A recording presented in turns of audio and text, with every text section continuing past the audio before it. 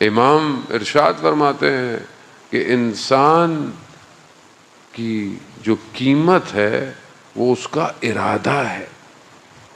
اب آپ کا اور میرا ارادہ کیا ہے؟ اب آج کا جوان جو ہے اس کے ارادے کیا ہیں؟ ماں باپ کہتے ہیں ہاں بیٹا کیا ارادہ ہے، مسکرا رہے ہیں جوان، ارادہ کیا ہے؟ اب انسان کے اپنے ارادے کیا ہیں؟ کیا ارادہ ہے کہ میں جان توڑ کوشش کر لوں ایک آئی فون لے لوں، تو پھر کیا ہوا؟ قیمت یہی ہے، انسان کی قیمت یہی ہے۔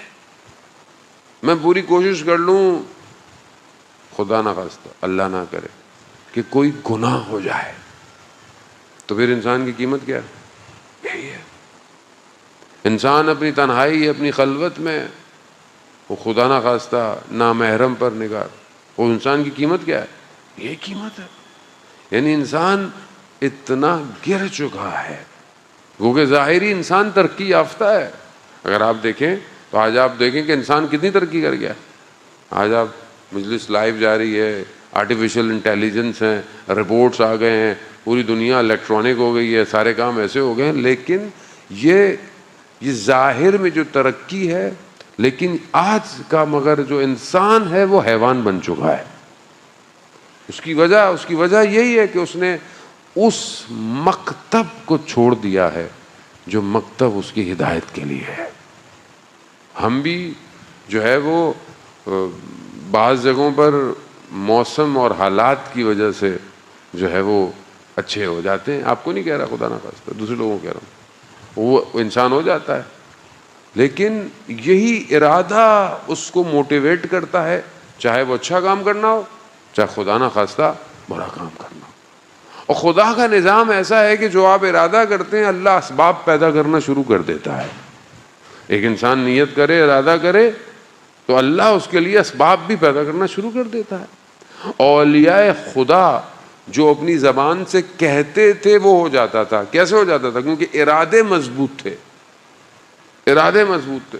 آغا دولابی بہت بڑے عارف تھے، مجلس پڑھ رہے تھے، دو شخص کہتے ہیں ہم کم سے تہران گئے، پہنچے وہاں پہ تو انہوں نے مجلس سے پہلے ہی بول دیا کہ ایک سید ضرورت مند ہے، جتنے پیسے تمہارے پاس ہیں سب دے دو۔ اب ہر کوئی جو بھی تو میں بھی نکال رہا تھا، تو میں نے اپنے برابر والے سے بولا کہ تھوڑے پیسے رکھ لیتے ہیں، واپسی کا کرایہ کیا کریں گے؟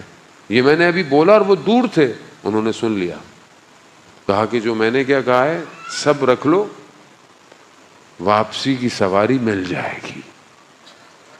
اگر ہم نے سارے رکھ دیے، مجلس کے بعد باہر نکلے تو کہا ایک نئے ماڈل کی گاڑی آئی، کہا کہ میں کم جا رہا ہوں، چلنا ہے؟ ارادہ، جس کا ارادہ مضبوط ہو اور جس کے ارادے الہی ہوں، وہ پھر کائنات کو اپنی مرضی سے مسخر کر لیتے ہیں۔ ان کے لیے یہ چیزیں کوئی مشکل نہیں رکھتی کہ کب کہاں کیسے ایک ہی وقت میں کئی جگہ پہنچ جائیں، کیا فرق پڑتا ہے؟ جب دل چاہے جس کو جو ہے وہ اپنی بات سنا دیں، کوئی فرق۔ ارادے، عزاداران محترم، کربلا والوں کے ارادے مضبوط تھے، آج تک دشمن ان سے گھبرا رہا ہے۔ ان کے ارادے تھے نا، یہ ان کے ارادے کیا تھے؟ خب ہم امام کو نہیں چھوڑیں گے، یہ ان کا ارادہ تھا، یہی ان کی قیمت تھی۔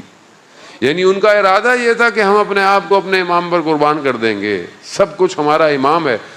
اللہ نے ان کی قیمت اتنی بڑھا دی کہ آج ہم ہر نماز کے بعد السلام علیکہ یا اصحاب الحسین کہتے ہیں۔ یہ ارادہ ہے۔ مگر آج دنیا ہمیں کن ارادوں کی طرف لے کے جا رہی ہے؟ عبید الدنیا، دنیا کے بندے۔ امام خود فرماتے ہیں نا کہ دین تمہارے منہ میں رکھا ہوا نوالا ہے، جب تم پر بنتی ہے اس کو نگل لیتے ہو۔ یعنی ہم دنیا کے بندے، ہمارا ارادہ دنیا ہے۔ علامہ تقی جعفری کا واقعہ میں کئی دفعہ تکرار کر چکا ہوں، اور مشہد مقدس میں مولا کے حرم میں دفن ہیں، بہت بڑے فلاسفر تھے۔ انسان کی قیمت پر کانفرنس تھی، ویلیو آف اے ہیومن.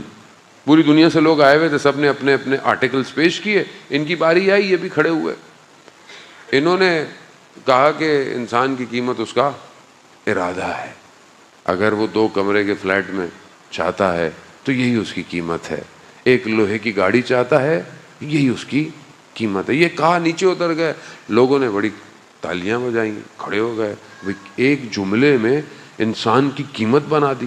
واپس گئے, کہا یہ میرا قول نہیں ہے, یہ 1400 سال پہلے رسول کے وصی یہ فرما گئے تھے.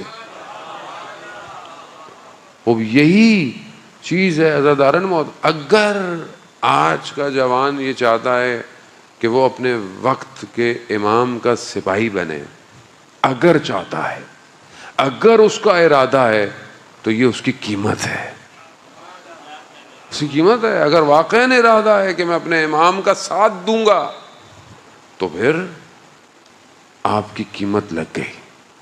مصر کے بازار میں یوسف کو خریدا گیا, آپ کو بھی اس دنیا کے بازار میں خرید لیا جائے گا.